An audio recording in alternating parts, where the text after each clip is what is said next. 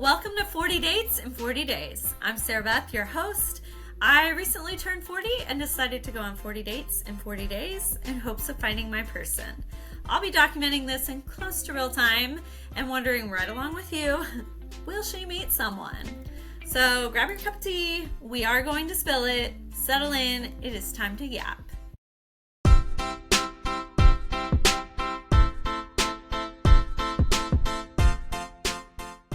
Welcome back to 40 Dates in 40 Days. This is episode 3. It is the second dating episode, but the first full week of dates. So we've got a lot to cover.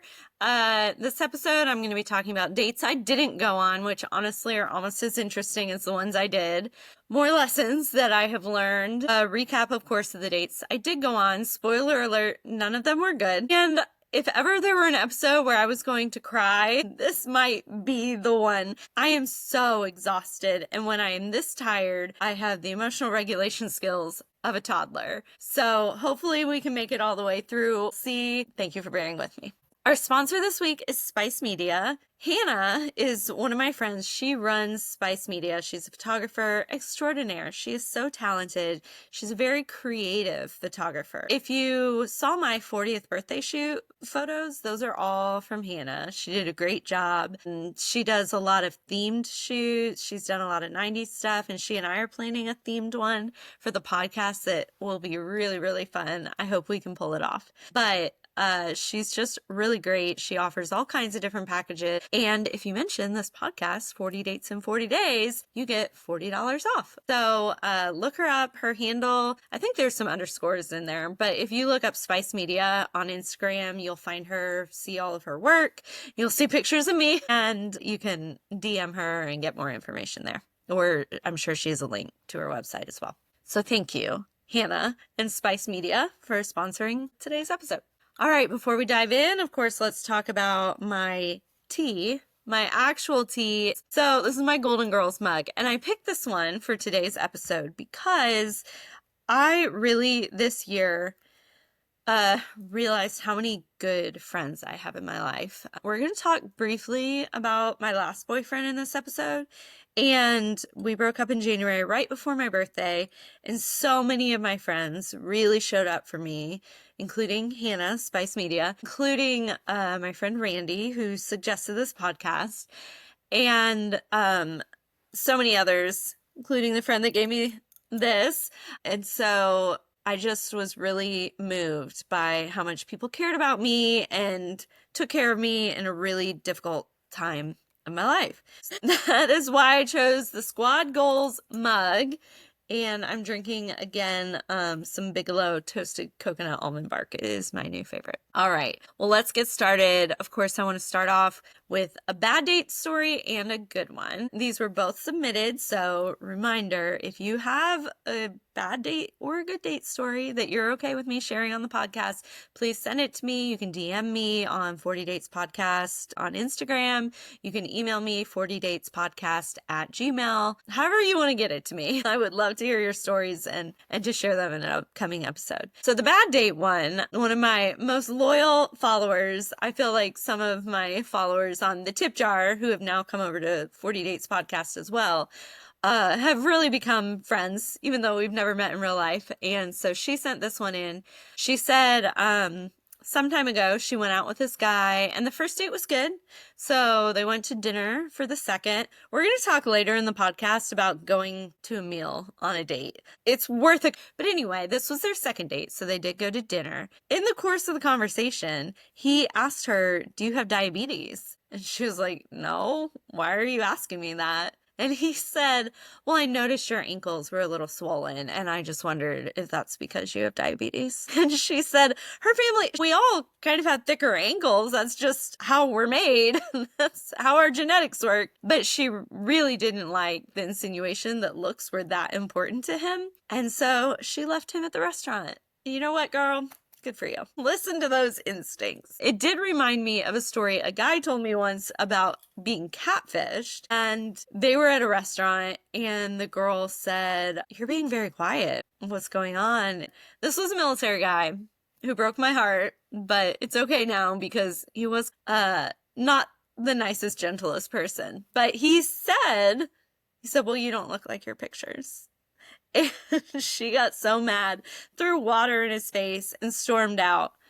I don't know if her reaction was justified. I'm sure he could have delivered it a little bit nicer, but I do think the story about leaving because the guy asked her if she had diabetes was justified. So thank you for sending that in. That gave me a chuckle. For the good date stories, I'm going to read something because it's a little long, but it's all worth it. And this was one of my real life friends who I've not talked to in a long time, but she's started following me on this journey, and she just sent me in a really sweet story that was very encouraging to me. So I hope you all listening out there will find it encouraging as well. And even if you don't need to be encouraged, you'll just think it's sweet. So she said, I noticed a guy in common interest Facebook groups. He was sweet and wholesome, even in the groups where everybody else was saying nasty stuff. One of those guys whose friends and family say, that is the best man I know. That kind of man.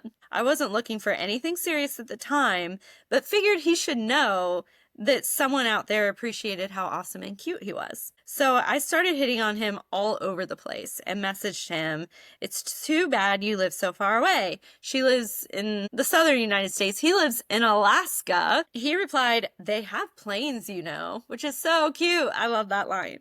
Turns out a lot of Alaskan oil field guys work 3 weeks on and 3 weeks off and can travel anywhere on their days off. He had coworkers dating women in Hawaii and Thailand, so the southern United States was no big deal. So he came to visit for the first time on Halloween weekend. They dressed up and had the best first date ever. So cute. They're still on it 8 years later. We totally hit it off from the second we met, and it's been wonderful ever since. He commuted for a while, but moved during COVID, so on and so forth. She also said, my advice, based on personal experience, would be to embrace the first move because it could turn into something, which I will say, I've added some columns on my spreadsheet. We'll talk more about that later. But one of the things I am tracking now is how often I make the first move. It's so far been almost every single one. Embrace the first move. It could turn into something. Worst case scenario, you make someone feel appreciated, which is what we talked about in the last episode with the book, Make Your Move. Everybody likes to know that somebody likes them. Also, it's nice getting to know someone in virtual spaces before you go on a date because you can see how they interact with people and get to know them well enough to establish a basic level of rapport and trust that doesn't happen with swiping apps. I am next week going to a real life dating event. So we'll see how that goes. And don't rule out Alaska. I don't know if I've said this on the podcast. I think I did. I'm going to Alaska. That will be a break in my 40 days at the end of this month. And wasn't planning to date there, except maybe go on one just for fun. But she said, don't rule out Alaska. They have a lot of hot dudes with a limited dating pool up there. So that part was encouraging to me. Okay, Alaska, let's see what you got. So anyway, thank you for sending in that story. It was very sweet. I really appreciated your encouragement and just loved hearing your story. And I'm so glad. I know a little bit of her backstory as well. And just really glad that she's happy and found a good person. All right, let's move on to lessons I learned this week. I thought last week was my learning week, but no, it continues. I learned I need to reread their profile and these conversations before going on the dates because I cannot keep track. You have to swipe so much and have so many conversations to even get a date that I cannot remember what we've talked about. Now, of course, if I reread it, it's not like new information to me, but I need to do that before I meet up with them so I'm not referring to things they didn't say or completely forgetting things that we talked about, which happened a couple times, how I learned this lesson. So definitely need to do that going forward. I have also learned that this is extremely physically exhausting as well as mentally. I think I expected the mental and emotional toll that even if everything was great, you're meeting 40 new people, that's a lot coming at you all at once. I just didn't expect it to be so physically draining. It requires so much time. I'm behind on other things. My mind is constantly going. I have to get in my swiping even if I've had a really full day. I've not slept well the last several nights, which isn't necessarily related to this, but it has I haven't slept well. My eye's been twitching since I started. I don't know if you can see how tired I am. This might not be a high enough quality camera for you to see that, but this eye gets real droopy when I'm tired. I'm trying so hard to get enough good sleep, not just sleep. Take my vitamins. Like, I don't want to get sick. That'll mess everything up, but also who likes to be sick? So, did not anticipate how physically exhausting this would be. But the show must go on. Let's keep doing it. Hope springs eternal, perhaps. I mentioned I added some things to my spreadsheet to start tracking because, again, I'm a data nerd. So I'm now tracking who asked first, usually me, who picked the place, almost always me. Not always, almost always. I'm also tracking would I have swiped right or ultimately gone out with this person either way, if it were not for this podcast and this experiment and the fact that I am trying to be really open-minded. I'll talk later about the guy who made me think of doing this because I would not have swiped right on him, but I'm glad I did. I am going to be curious at the end how many positive experiences came out of being more open-minded than what I normally would have done. How many would I have it would have been okay if I stuck to my regular swiping. Which leads me to the next point. You cannot get comfortable. You have to keep swiping. There were a couple times this week I was like, oh, these conversations are going so well. I definitely have a date lined up. Just gotta seal the deal.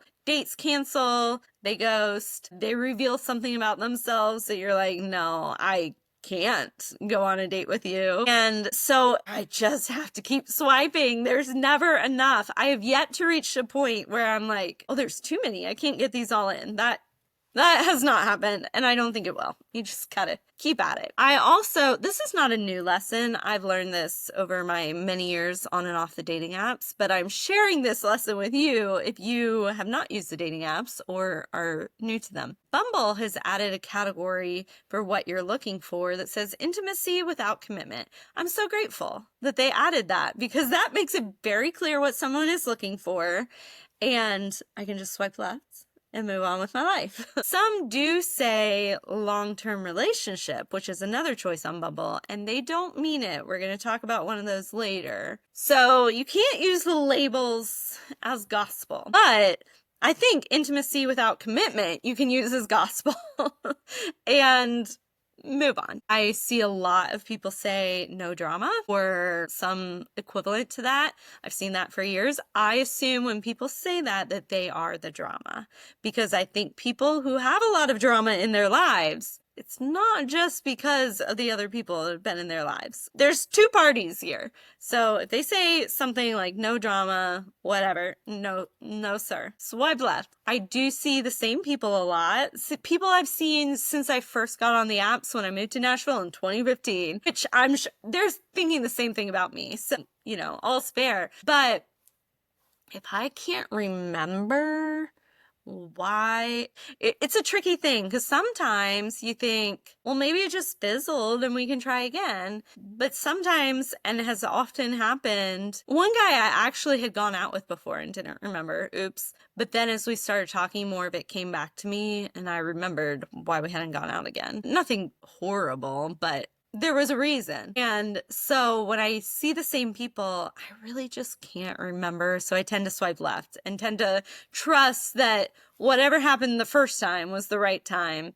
But it's a little tricky because I want to be hopeful and I want to think, there's timing is a real thing. Who knows? So those are this week's lessons. We'll see what this coming week holds for me. I'm sure more lessons. All right, let's start with the dates I did not go on this week. I think, like I said, those are perhaps as interesting as the ones I did. So one guy, we didn't even get to the date because his initial question upon matching was, should I call you Sarah or Beth? I think that's a weird question to ask a stranger whose name says Sarah Beth. I get people shorten my name to Sarah all the time. I'm used to it. It's really not a big deal. In fact, professionally, I introduce myself as Sarah because it's easier. In grad school, I was in Rhode Island and I went by Sarah because unless you're Mary Kate, you can't have two names in New England. It's calling me Sarah is not that big of a deal. Why you would call me Beth is weird, but I said, I go by both. And his response was, well, I think more people would call you Sarah. And I said, okay, I'll tell my parents. I just thought that was the weirdest thing to say to a stranger about their name. I had so many retorts. Like, I wanted to shorten his name. I wanted to say something. I just landed on, I'll tell my parents. And he laughed and he was like, you're cute. I was like, you're an idiot. And I unmatched him. I didn't tell him he was an idiot, but I thought it. So he was 45 and seemed so confounded by two names. How do you reach 45 years old and you've never met somebody with two names? I didn't get it, but that was a short-lived conversation. I did, in my effort to fill these slots, I reached out to a guy I'd gone out with years ago, 7 or 8 years ago, that I liked him. We just weren't a good fit at that time, but it wasn't anything bad. So I did reach out to him and said, if you're single, love to grab a drink. He didn't respond. It was on Instagram. Maybe he doesn't check Instagram. Maybe it went to his request folder and he doesn't know to look there. Maybe he is seeing somebody now. Maybe he just was like, okay, weirdo. I went out with you 3 times 8 years ago. Leave me alone. I don't know, but he didn't respond. I looked up another ex who similarly, we were not a good fit then. He was not having any more children, and that was a deal breaker for me at the time. But I really liked him. I used to call him Hot Dad. He was a little bit older and he lived in Franklin. He was just bougie and cool and very emotionally intelligent as well, which I had not learned about yet. But he's married now.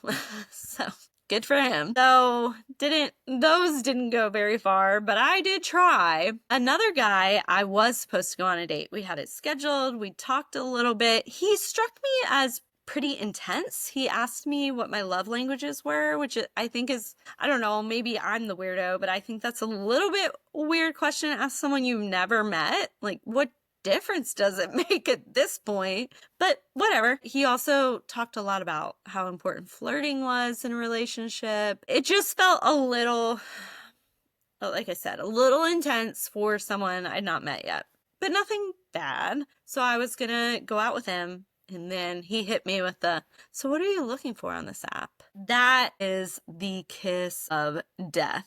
If you've been on the apps, you may know what I'm talking about. If you haven't, you might think that sounds like a normal question. It is not a normal question. I don't think anyone has ever asked me that question and been looking for something serious. Ever. Usually they're looking for something very casual, like intimacy without commitment. This guy's profile did say long-term relationship. I don't think he was looking for a hookup, but he was a year outside of a marriage and he just wasn't ready for something serious or long-term yet, which I get. He said, I want to meet someone and see, just mostly have a friendship first. And if it grows from there, great. I get it. I do, but that is not at all what I'm looking for. The last 2 guys I've dated were out of sort of recently divorced, and they weren't ready. And it burned me badly, both times, especially the last one. So I told him that that's just not where I am. And so we didn't go out, which was okay because, like I said, it was a little intense. I wasn't feeling like this was probably going to be my guy, but I did need that date for my quota. And he was a Colts fan, which was fun. I'm sure we would have had a nice time talking. Just, there's no point for me. I am looking for my person, and I don't want to get into something that has been a bad experience for me in the past. I just don't want to do it. So that was the end of that guy. I was supposed to, you may recall, have a second date this week. I hadn't talked much about that guy last week because we were supposed to go on a second date. We set it up on Tuesday and I hadn't heard from him again, which I thought was a little weird. We'll probably talk about attachment theory at some point. I have an anxious attachment, so I tend to want more communication than many people. I thought, well, maybe he's really secure, so he just doesn't feel a need to talk to me all the time, and we've only met once. That's fine. But I did think not checking in at all from Tuesday until I texted him on Saturday. Our date was supposed to be Sunday. I thought that was a little weird, but I texted him Saturday and I said, hey, what are you thinking for tomorrow? And he ended up needing to reschedule, which again, is a kiss of death. It's a different kiss of death than what are you looking for? But 9.5 times out of 10, when someone from the dating apps say they need to reschedule, especially if they do not immediately set a new date, that's the nice way of blowing you off. So I don't know what happened with that one. We had a nice time. I don't know. Maybe he learned about the podcast and was like, no. Or maybe he met somebody else. Or maybe upon reflection, he just thought we weren't a good fit. I don't know. It's okay. That's the name of the game with the dating apps. And to be honest, I enjoyed our date. I liked talking to him. We chatted for couple hours, but I wasn't sure I was interested. I just wasn't not interested. So I thought it was worth a second date for sure. So maybe that's how he felt too. I don't know, but have yet to have a second date, but we'll get to that. Okay. Let's get into the meat. The recaps of the dates I did go on this week. Starting with Monday, where I did not go on one. I couldn't get one lined up. I don't even remember what happened now. I'm sure I tried. I always try. But for some reason, Monday didn't happen. I thought about going to a bar to try to meet somebody, but no one's going to be at a bar to meet on a Monday night. So I just thought, I'll take this night off and double up another day. So I did. Tuesday, I also couldn't line somebody up. Actually, I think I almost had 2 for Tuesday and then none. So I was going to try that night to go to a brewery and see. I love a brewery crowd. And I thought maybe I'll take a laptop and work. In my mind, I thought somebody will come up to me and be like, why are you working at a brewery? You're supposed to be having fun or something like that. But circumstances prevailed that I wouldn't have even been able to get to the brewery until about 8 and they close at 9. So I didn't think that was probably worth it either. So now I'm 2 behind. I have to double up on 2 days, which almost happened.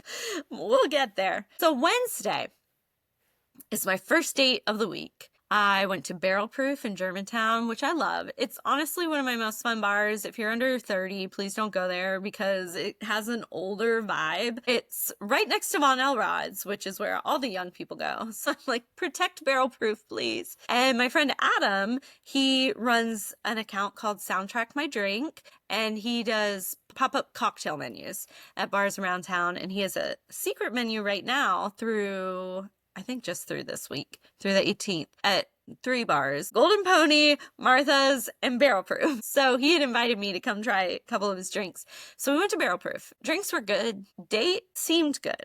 We're going to nickname this man the Green-Eyed Monster. And you will soon know why. He is one that I got there not knowing he was in the military. I don't think I really knew much about him at all. Sometimes I ask real fast and I don't know anything. It's a total gamble. So I think he was one that I didn't know too much about, but he had been in the military, of course. My thing with military guys is so funny to me, but it reminds me of another thing that used to happen to me when I was in my 20s. I traveled for work a lot. I used to recruit for a law school.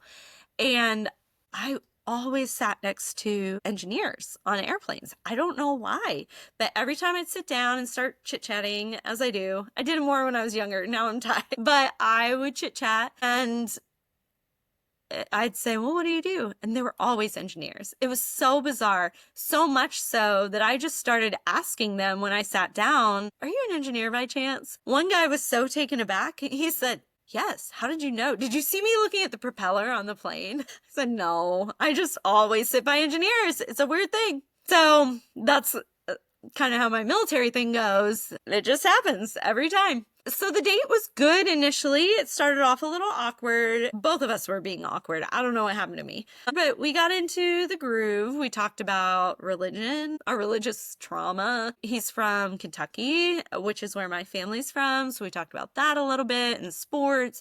It was a nice date. And he was the first one that I was really initially physically attracted to.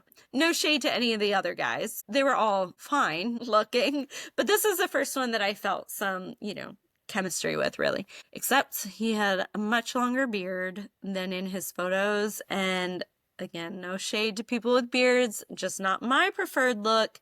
I don't mind a close trimmed beard, but this was a long bushy one. The whole date, I kept imagining scissors, just cutting it off. So maybe that should have been my sign. But anyway, we ended the date. Sort of felt like he was going to go in for a kiss, but he didn't. And it was fine. And I actually made an Instagram reel about it. I was like, that was really fun. I enjoyed it. Then the next day, he started texting me a little bit more than I thought was necessary for somebody I had just met. Again, with anxious attachment, which I've done a lot of work on, let me say that. But I like the reassurance of texting.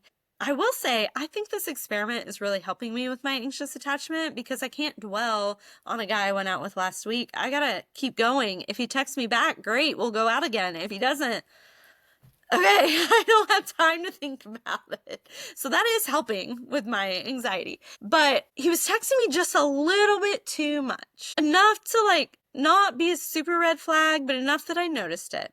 But here is where the green-eyed monster comes in. He asked me, what did you do tonight? And I said, oh, I just got home from dinner. And he said, oh, were you on another date? Winky face. Now, if this man had known about the podcast, fine. He's just teasing me. No big deal, but he didn't, or he didn't reveal that he did. I really don't think he did. So he asked me if I was on another date, then asked where I'd gone, and I just ignored the date part. Because I didn't think it was any of his business. I met him one time. On what planet do you deserve that information? And then he responded, oh, so it was a date. I'm fine either way. I was just curious. So now he has reaffirmed what I was picking up on in the first question, that he's got some jealousy issues, some control issues. And I know that because I've dated a very jealous and controlling guy before. I've gone out with a couple of them, but one I was in a relationship with, and it always started as a joke. Oh, were you on another date tonight? Winky face. It always started that way. And just the question made all those feelings come up. It's like, oh no, I have to defend myself, except I've done a lot of work. And I'd only met this guy one time. So I didn't feel the need to defend myself and just ignored him again. And that was the end of that. I did think that was the end of it entirely because he didn't text me again the next day. He did text me finally yesterday. So like 3 days later. And I ghosted and I debated, do I say something? But again, with these jealous and controlling guys, it's often not possible to say anything to calm the situation. It just kind of exacerbates it. And so I just decided ghosting was the better option in this case. But yeah, maybe he was just teasing. Maybe he's not jealous and controlling. But I did not want to stick around to find out. So that was the end of that guy, which was a little sad because I liked him. So now we're on Thursday. I went to Tenfold Brewing, which was great because that is 3 minutes from my house. And I really like it. The date was a little long because we got food, which again, I'm going to talk about whether or not you should eat food on a date later. In reviewing his profile before the date, he had his primary picture was what I had mostly swiped on. That was the image that was in my head. His last picture was very goofy. And I was assuming he was more like the first than the last. He was not. He was more like the last. Showed up in a Hawaiian shirt, so he's now Hawaiian shirt guy. And he embodied the Hawaiian shirt ethos. Very moves to the beat of his own drum. He is a drummer on Broadway, which again, I'm trying to be open-minded. Haven't been out with a Broadway musician since I first moved to Nashville in 2015. But I thought, maybe that just pays his bills, or he does it in between tours or whatever. I don't know. We'll see. But no, that's his gig right now. And we just were in very different life phases. I talked to somebody recently about how I think life phase is actually a lot more important than age. Someone can be a lot younger than me, but if they're very settled in their career and ready for a really serious relationship and so forth, then we're in pretty similar life phases. But if you're still drumming on Broadway and that is that that's it for right now. That's great, but we're not in a similar life phase. So that was a one and done. He was a nice guy. I enjoyed talking to him. He was from Virginia Beach, which I lived in most of my 20s. So that was fun to reminisce on all my Virginia Beach hangs. He also told me that asthma kept him out of the military. He tried to join, but asthma kept him out. So now I'm wondering, and you can weigh in, does that count as another military guy? I don't think it really does, but does that count in who I'm attracting? I had this conversation with someone today, actually, because if that does count, then really almost everyone I have ever gone out with has been military.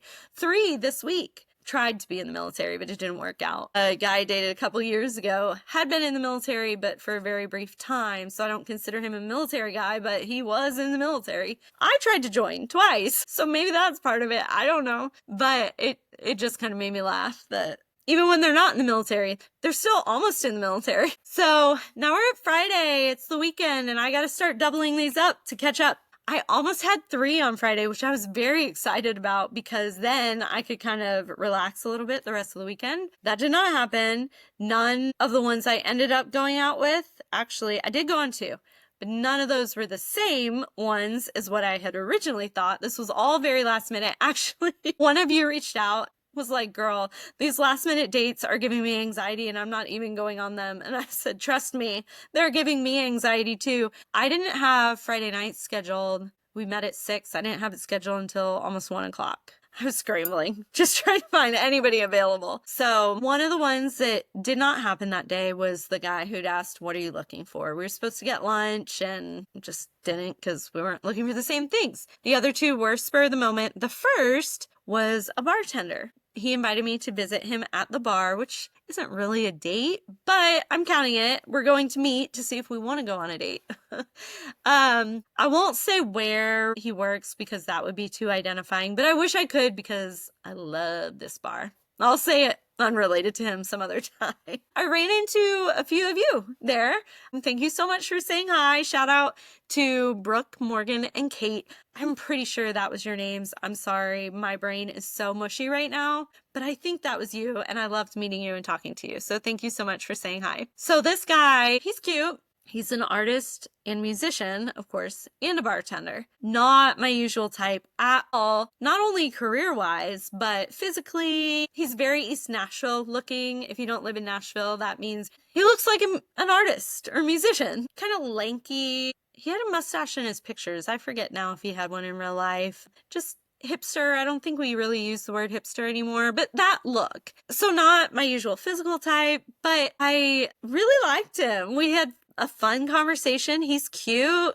I don't know that we're the right fit long term, but I am interested in seeing him again. We'll see if it happens. We had something scheduled and then he forgot he had a meeting, so we rescheduled it. So I could see this one actually being rescheduled. He seems pretty last minute, so we'll see when. But I also wouldn't be surprised if it doesn't, because that's just kind of the nature of things. But I did like him and was glad to have met him. The other guy, y'all, this one is a doozy. I'm calling him the first timer.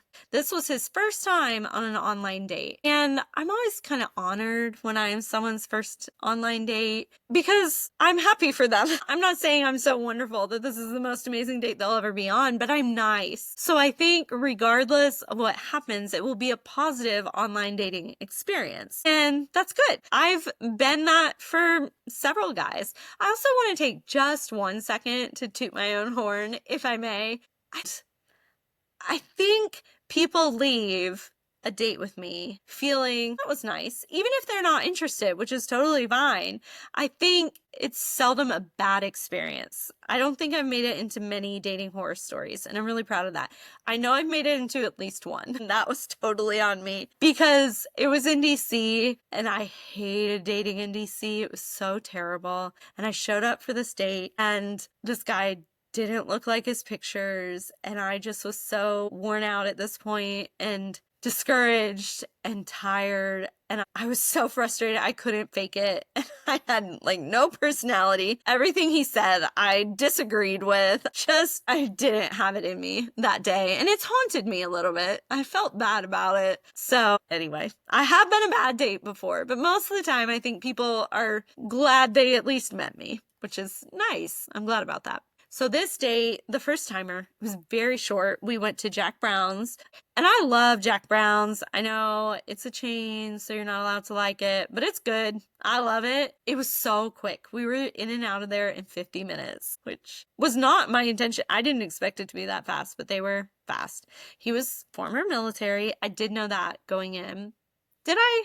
I don't know. I'd have to look at my spreadsheet, but I'm pretty sure I did. He just immediately, it was clear, this is not my person. Our lifestyles were very different. He was much more of a country guy, and I'm definitely a city girl. So I'm not into this at all. Just, trying to make it pleasant, and then we can go our separate ways. Towards the end. So keep in mind, the entire date was 50 minutes. This is towards the end. So we've maybe known each other for 45 minutes at this point. Also, we had matched like that morning, and he was a really interesting combination of extremely confident and very insecure. So he asked right off the bat, let's go get something to eat and so I can see your pretty face or something like that. And I was like, okay, what are you doing tonight? But then I don't think he expected me to agree right away or something. So he started freaking out a little bit. And then he told me he was nervous because it was his first one. So, well, don't be nervous. I'm nice. So it was just a little bit weird dynamic. But towards the end, he held my hand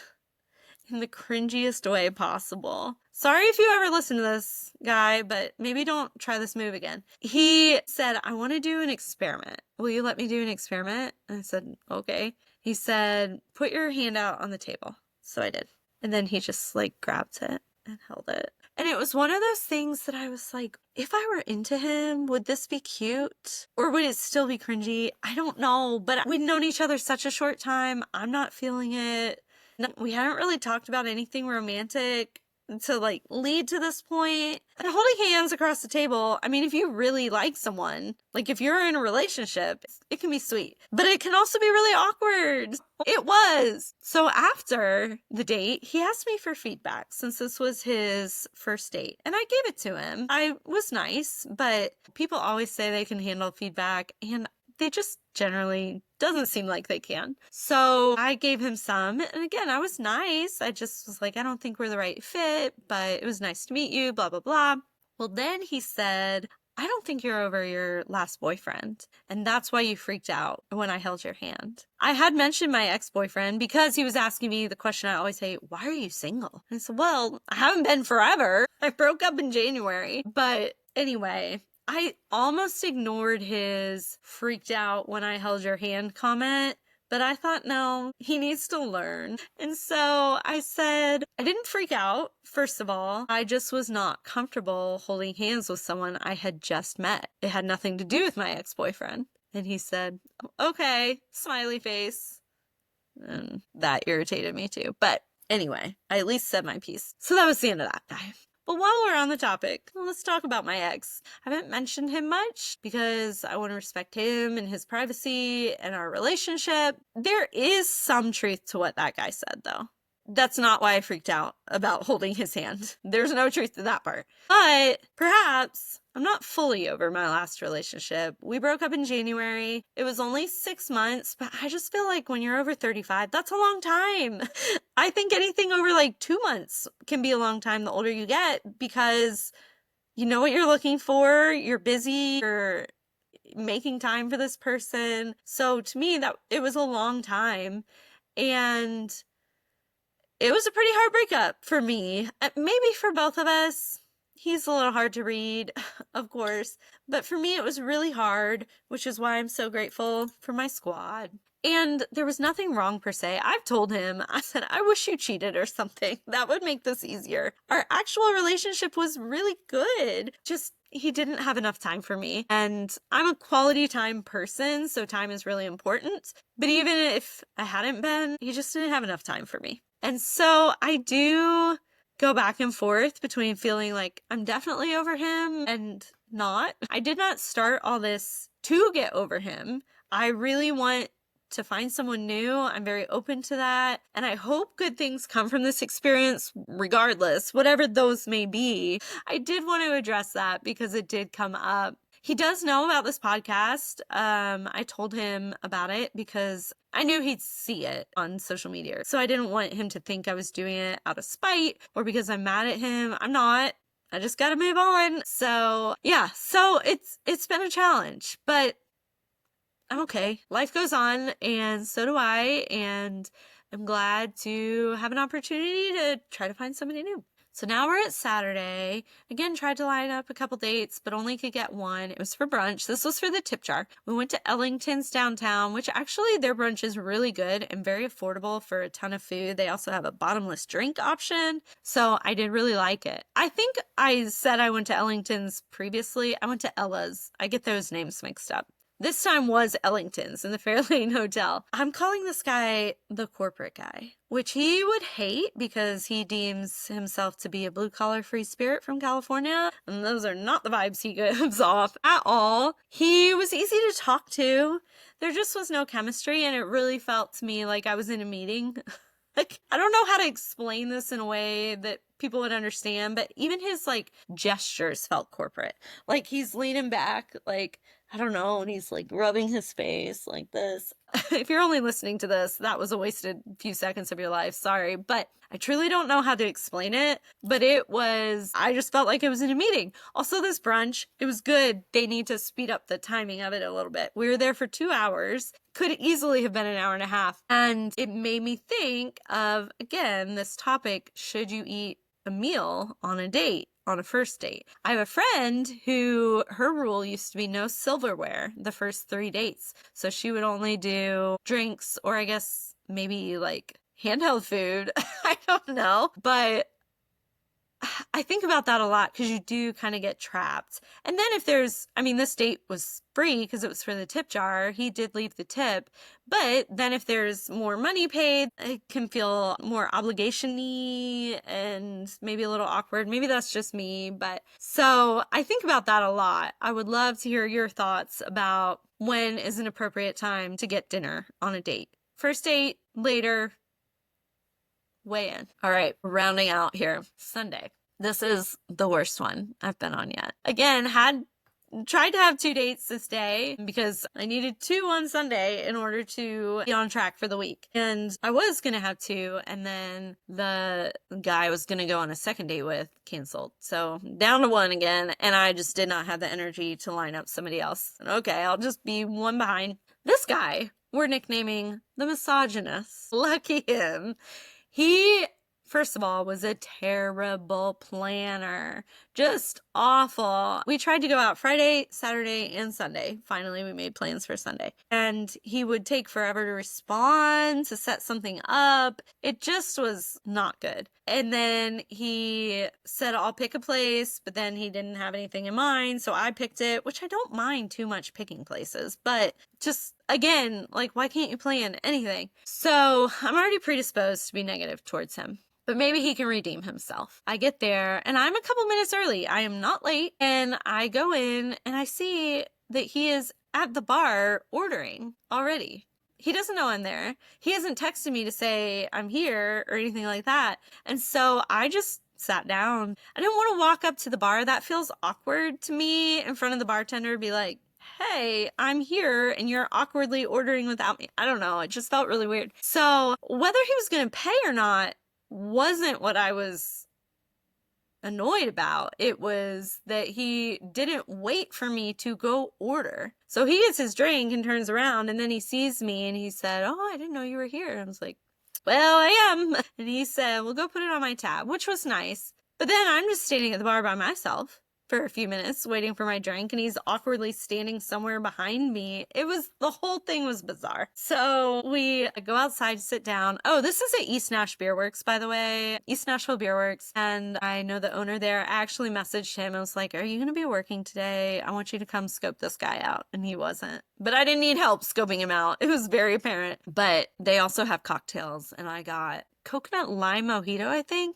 It was delicious. So we go sit outside. They've got a great patio. And I kid you not, I wanted so badly to get out my phone and start recording and start writing down, excuse me, sir, I need to write down every ridiculous thing you are saying, because the whole time I was like, this date is terrible, but it's so good for the podcast. I need to remember all of this. I didn't remember all of it, unfortunately, but I remembered enough for you to get the gist. The first thing he said is he doesn't like the beach, which I think is weird when people don't like the beach, but my mom doesn't. It's fine. I understand that is a thing, that some people don't like the beach. Fine. What he said after that, though, was that it is for women and children, really.